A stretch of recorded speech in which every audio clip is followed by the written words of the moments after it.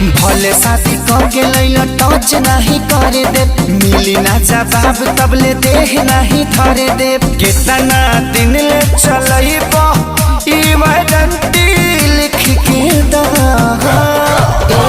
कमर डैमेज नहीं करबो ई गारंटी लिख के दा, कमर डैमेज नहीं करबो ई गारंटी लिख के दा।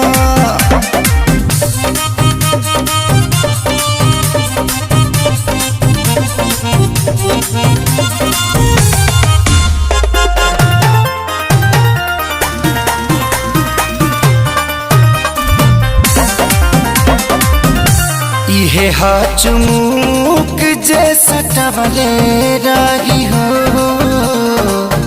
असरे पोरे पोर ले चढ़वले